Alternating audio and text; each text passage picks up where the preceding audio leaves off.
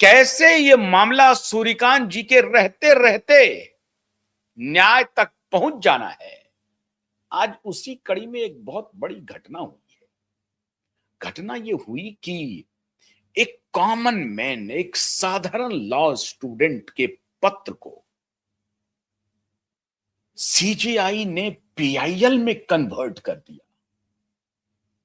इसी से मुंबई में कोहराम मचा हुआ है। अरे बाबा, ये क्या हो रहा है? मैं किस पत्र की चर्चा कर रहा हूं?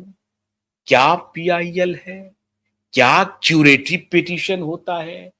इस सारी बारीकी को समझने के लिए और समझाने के लिए, इसका क्या इंपैक्ट होगा दिशा और सुशांत के केस में, हमारे साथ माननीय नीलेश ओझा जी जुड़ रहे हैं। बहुत बहुत स्वागत है नीलेश ओझा जी आपका। नीलेश ओझा जी, ये ब्रेकिंग खबर क्या है, पहले तो वो बताइए, और फिर विस्तार से हमारे दर्शकों को बताइए कि इस पत्र का क्या मतलब है, इसका मजमून क्या है, और सीजीआई ने क्या सत्तू बांध लिया है कि हम न्याय करके ही मानेंगे। क्या है कॉमन मैन अभी मतलब सुप्रीम कोर्ट ने क्या किया, अभी जो भी किया माननीय सीबीआई जी के नेतृत्व में किया कि एडवोकेट देवकृष्ण भामरी अपने, ये एक है और एक लेटर है अपना junior advocates and law student association का, मैं आपको वो भी भेजता हूँ। ये दोनों लेटर को पीआईएल में उन्होंने रजिस्टर कर दिया। वो जो अच्छा, है वो मोटो ले लिया। हाँ, मतलब हाँ, लॉ वो कैसा स्टूडेंट है, ने खत लिखा। और आज मैं ये चाहता हूं कि लॉ स्टूडेंट जो हैं, वो first year, second year, graduate, वो सारे यूनिवर्सिटीज के, बड़े बड़े इंस्टीट्यूशंस के जो भी लॉ स्टूडेंट्स हैं, वो जरूर आज का कार्यक्रम देखें। हाँ, तो इस पे जो है इन्होंने एक पत्र लिखा था, ये junior advocates and law association of India, और दूसरा था अपना इनका एडवोकेट देवकृष्ण भामरी का। तो इसमें उनकी डिमांड क्या थी? अभी ठीक है, अभी इसको हटा दीजिए, अभी आप मैं समझा के बताता हूँ क्या आया था। हाँ, आइए स्क्रीन पे लेके। इनकी डिमांड यह है कि सुप्रीम कोर्ट में एक कंडीशन है, सुप्रीम कोर्ट के रूल में, कि सुप्रीम कोर्ट की पिटीशन अगर कोई किसी व्यक्ति की डिसमिस हो गई, या तो फिर किसी उसके बाद में उसने रिव्यू पिटीशन का उसको प्रावधान है, रिव्यू में भी कोर्ट ने उसके पॉइंट कंसीडर नहीं किया, तो ऐसे कंडीशन में उसको क्यूरेटिव पिटीशन का एक नया प्रोविजन सुप्रीम कोर्ट ने बना के दिया है। ये अभी दिया है? हाँ, ये 2002 में बनाया है। अच्छा, मतलब अगर कोई पिटीशन डिसमिस हो जाता है तो आपको रिव्यू पिटीशन डालने का अधिकार है। रिव्यू पिटीशन को भी एक प्रकार से डिसमिसल हो गया या आपके पॉइंट को नहीं लिया गया, तो आप क्यूरेटिव पिटीशन फिर आप दायर कर सकते हैं। हाँ, आप ठीक है। क्यूरेटिव पिटीशन डालने का जो रूल बनाया है, उसमें एक कोई लेना देना कुछ नहीं, एक कंडीशन डाल दिया कि सीनियर काउंसिल का सर्टिफिकेट लगेगा। क्या? अच्छा, क्या लगेगा कि जो ग्राउंड मैंने रिव्यू में लिए थे वो जज ने कंसीडर नहीं किए, बस यही 4 लाइन लिख कर देगा सीनियर काउंसिल। तो ये सीनियर काउंसिल के सर्टिफिकेट के बगैर क्यूरेटिव पिटीशन फाइल नहीं होगी। अब सुप्रीम कोर्ट के कॉन्स्टिट्यूशन बेंच ने खुद प्रेमचंद गर्ग में इसके पहले ऐसे ही सिमिलर मैटर में सुप्रीम कोर्ट का ऐसा ही रूल था कि किसी को रिट फाइल करनी है, पीआईएल फाइल करनी है, तो उसमें कोर्ट उसको ऑर्डर कर सकता है कि इतना अमाउंट पहले डिपॉजिट करो। तो सुप्रीम कोर्ट ने उसको खारिज कर दिया। उन्होंने कहा कि कोई भी व्यक्ति को कोर्ट में, सुप्रीम कोर्ट में डायरेक्ट रिट फाइल करने का उसका ये फंडामेंटल राइट है। तो अब वो फंडामेंटल राइट में आप कंडीशन नहीं डाल सकते, तो फिर अमीरी तो पहुंच ही नहीं पाएगा। ऐसा करके अब अप्रिशिएट कीजिए कि सुप्रीम कोर्ट के ही 5 जज बेंच ने, संविधान पीठ ने, कॉन्स्टिट्यूशन बेंच ने सुप्रीम कोर्ट के ही रूल को अनकॉन्स्टिट्यूशनल बता के खारिज किया। मतलब सुप्रीम कोर्ट का ही ये निर्णय था कि आपको अगर सुप्रीम कोर्ट में कोई पिटीशन फाइल करना है तो आपने ये पैसा जमा करिए और उसके बाद आइए फाइल कीजिए। और लार्जर बेंच ने कह दिया कि नहीं, ये पैसा जमा करने की कोई जरूरत नहीं है, आप आ सकते हैं, अपनी बात कहिए, आपके लिए हम दरवाजे हमारे खुले हुए हैं। मतलब सुप्रीम कोर्ट का जो रूल था वो असंवैधानिक है। आप भेदभाव नहीं कर सकते न्याय के पहुंच में। कॉमन मैन को उसका न्याय मांगने का हक है, उसमें कोई भी बाधा सुप्रीम कोर्ट भी नहीं डाल सकता, ऐसा लिखकर वो कानून रद्द किया। Right to get the justice, right to get the justice, right to get justice, access to justice का अधिकार। हाँ। आप क्या हुआ कि उसके बाद में जब ये क्यूरेटिव पिटीशन का लॉ बना तो इसमें फिर से कंडीशन डाल दिया कि सीनियर काउंसिल का सर्टिफिकेट लगेगा। आप मुझे इतना बताइए, एक गरीब आदमी है, वो सीनियर काउंसिल की 1,00,000, 2,00,000, 5,00,000, अगर कपिल सिब्बल साहब जैसे लोग रहे तो 10 लाख, 15 लाख जो भी है, ये फी कहां से देगा वो? तो इसका मतलब अमीर है तो तुमको पिटीशन दाखिल करने का अधिकार है क्यूरेटिव का, कॉमन मैन को अधिकार नहीं है। एक दूसरी चीज, जो व्यक्ति को कोई वकील चाहिए ही नहीं, उसको कहा कि मुझे इन पर्सन लड़ना है, वो जाकर वकील को क्यों फी देगा? सही बात है। तीसरी चीज, जो पॉइंट्स का सर्टिफिकेट देने को बोला है ना सीनियर वकील का, वो कंडीशन इतनी मतलब उसको बोलेंगे हास्यास्पद है कि वो सिर्फ ये देखकर देगा कि यही जो ग्राउंड आज पिटीशन में ले रहा है ना, वही ग्राउंड उसने रिव्यू पिटीशन में लिया था। तो अभी ये सर्टिफिकेट देश के जो लाखों एडवोकेट है, कोई भी एडवोकेट दे सकता है।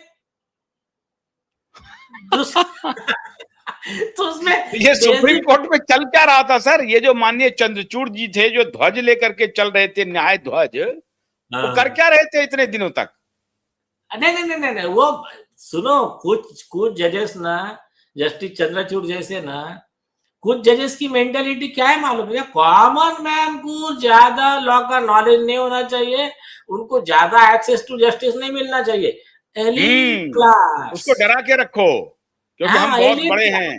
हाँ, और जस्टिस सूर्यकांत जी का कैसे, no Harvard no Oxford, common man की बात को, ये कॉमन मैन को बताओ, उसको प्रॉब्लम है एक्सेस टू जस्टिस में, लॉ क्या मैटर है बताओ, मैं भी सॉल्व करता हूं। तो ये जो है ना, कॉमन फैमिली से जब वकील बनता है और एक आधा ऑक्सफोर्ड का जज बनता है, सीजीआई बनता है, और एक आधा ऑक्सफोर्ड हार्वर्ड से पढ़ा हुआ जज बनता है, तो उनके डिसीजन में क्या फर्क रहता है आपको समझ में आ जाएगा। हाँ। तो ये उसमें 3 बात आपने कही। एक बात तो ये कही कि आपको सीनियर वकील से आपको प्रमाणित करवाना पड़ेगा, सर्टिफिकेट चाहिए। और वो प्रमाणित करने का जो पॉइंट है वो यही है कि भैया इस मामले में हमारा जो है रीट खारिज हो चुका है, और फिर हमने रिव्यू पिटीशन डाला था, वो भी खारिज हो चुका है, अब क्यूरेटिव डाल रहे हैं, उसी पॉइंट को आप जस्टिफाई कर दीजिए ताकि मेरा क्यूरेटिव पिटीशन डल जाए। नहीं, वो भी नहीं, इतना भी नहीं कि मैंने जो, सुनो अभी सब, और एक कॉमन मैन को मैं और एक पिक्चर क्लियर करता हूं। जब तक वो पिक्चर क्लियर नहीं होगा या ये पॉइंट आसानी से समझ में नहीं आएगा। एक और बहुत ही अन्यायपूर्ण कानून बना के रखा है सुप्रीम कोर्ट ने, उसके लिए भी अर्जी दिया है, वो भी माननीय सूर्यकांत जी को दिया है, हो सकता है उसमें भी अभी पीआईएल कन्वर्ट कर ले, अपेक्षा है हमको। क्या है मालूम है क्या? अभी ये बहुत कम लोगों को, आप हंसोगे, कॉमन मैन की तो बात ही छोड़ दो आप, ये जो तथाकथित खुद को समाज के ठेकेदार बोलने वाले जो सीनियर वकील है ना, लोगों के फंडामेंटल राइट के लिए बोले हम लड़ते हैं, और खास करके याकूब मेनन वगैरह का फंडामेंटल राइट वायलेट हुआ तो बहुत ज्यादा हमको याद आ जाती है उनकी। हाँ, तो ये जो शर्जील इमाम के लिए न्यूयॉर्क से भी लेटर आ जाता है ना, उमर खालिद शर्जील। हाँ, तो ये जो सो कॉल्ड तीस्ता सेटलमेंट के लिए यूएन से ह्यूमन राइट का लेटर आ जाता है। तो ये जो तीस्ता सेटलमेंट के लिए तो कार्यक्रम देखते देखते बेंच गठित हो जाता है। हाँ, वो बेंच गठित हो, उधर से लेटर भी आ जाता है यूनाइटेड नेशन ह्यूमन राइट से। तो हाँ, अभी हो गया। अब ये जितने ह्यूमन राइट्स के, मानवाधिकार के, सिटीजन राइट के सो कॉल्ड लीडर है, स्वयं घोषित, और ये इनका जो लेफ्ट इकोसिस्टम है, जो भी मीडिया हाउस वगैरह, एक सवाल अभी आप देखो, आपको मालूम पड़ेगा किस तरह से कॉमन मैन पे अत्याचार हो रहे। भारतीय संविधान का उल्लंघन हो रहा है, सुप्रीम कोर्ट के संविधान पीठ के आदेशों का उल्लंघन हो रहा है, और उसमें कोई भी ध्यान नहीं दे रहा है, क्योंकि ये कॉमन मैन से जुड़ा हुआ मामला है। उस पे अगर ध्यान देंगे तो तथाकथित सिलेक्टेड कुछ बड़े वकीलों की दुकानदारी बंद हो जाएगी। अब मैं बताता हूं, अभी लोग हंसेंगे कि हमको कितना दिन से हमारे पे अत्याचार हो रहे हैं और ये लोग हमको बेवकूफ बना रहे हैं, जो न्याय की बात करते हैं। और ये सो कॉल्ड तुम्हारा समझो चिदम्बरम होंगे, अभिषेक मनु सिंह होंगे, जो मिनिस्ट्री में मिनिस्टर रह चुके हैं, सत्ता में रह चुके हैं, और यह इतनी बड़ी बड़ी बात करते हैं, इन्होंने क्या किया अभी देख ले जनता। अभी मैं आपको पॉइंट टू पॉइंट बताऊं। पॉइंट नंबर 1, किसी भी व्यक्ति को उसका कोई भी मैटर है, उसमें उसके खिलाफ कोई ऑब्जर्वेशन आया या उसके हक का कुछ वायलेशन हुआ, फंडामेंटल राइट्स का वायलेशन हुआ, तो इसके लिए उसको मिनिमम 2 रेमेडी, ये बाइंडिंग है। 2 रेमेडी कैसी? पहली रेमेडी है कोर्ट में, जो फेयर कॉम्पिटेंट ट्रिब्यूनल है, जज है, और दूसरी रेमेडी अगर वो जज ने कुछ गलत किया तो उसके अगेंस्ट में एक अपीलेट रेमेडी। ये बेसिक रूल है, ये मतलब यूनाइटेड नेशन का universal declaration of human right article 10, जिसको सुप्रीम कोर्ट ऑफ इंडिया ने 9 जज बेंच में पुट्टा स्वामी में कहा ये देश सारे देशवासियों को लागू है, क्योंकि भारत देश उसका सिग्नेटरी है, और ये इंडिया में जितने लोग हैं ये सबको ये प्रोटेक्शन भारतीय संविधान के आर्टिकल 21 के तहत लागू है। हो गया। अब एक केस लीजिए, एक व्यक्ति हाईकोर्ट में एक अर्जी लगाता है, गरीब आदमी, एक नॉर्मल केस ले लीजिए, 498 का जो डोमेस्टिक वायलेंस के वगैरह 498 आईपीसी है, जिसका जो भी बीएनएस के सेक्शन है, उस व्यक्ति के खिलाफ में एक गलत झूठा केस रजिस्टर करते हैं। किसके खिलाफ में?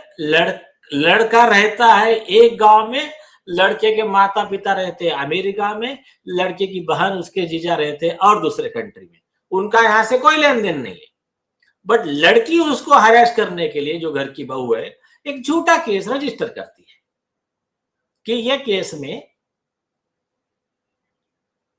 मेरे पर अन्याय हुआ, मेरे को दहेज मांगा, ये मांगा, जो भी है, एफआईआर रजिस्टर हो गया। आप वो फैमिली के जो लोग हैं वो कहते हैं हाईकोर्ट में